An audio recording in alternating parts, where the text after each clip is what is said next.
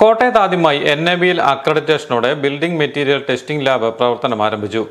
നിർമ്മാണ മേഖലയിൽ ഉപയോഗിക്കുന്ന നിർമ്മാണ സാമഗ്രികളുടെ ഗുണനിലവാര പരിശോധനയ്ക്കായുള്ള ആധുനിക സജ്ജീകരണങ്ങളോടെയാണ് ക്യൂബെക്സ് സിവിൽ ലാബ് കോട്ടയം നാട്ടകത്ത് പ്രവർത്തനം ആരംഭിച്ചിരിക്കുന്നത്.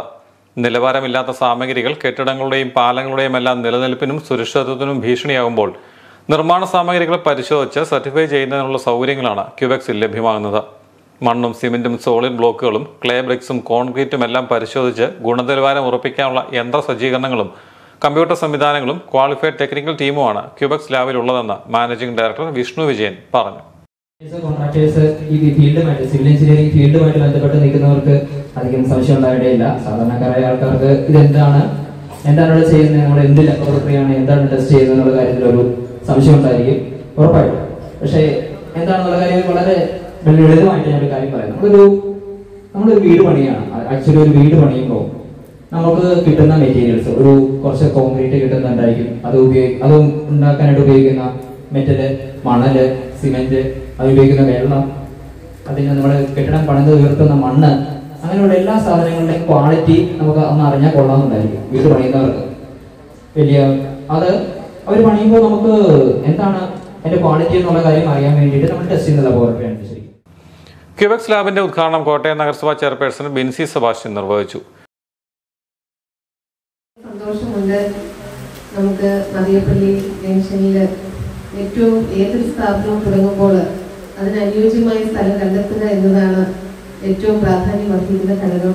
നമുക്ക് അനുയോജ്യമായ സ്ഥലത്ത് കോട്ടയം ജില്ലയിൽ തന്നെ ഇതുപോലെ ഒരു സംരംഭം ആരംഭിക്കുന്നതിൽ വളരെയധികം സന്തോഷമുണ്ട്.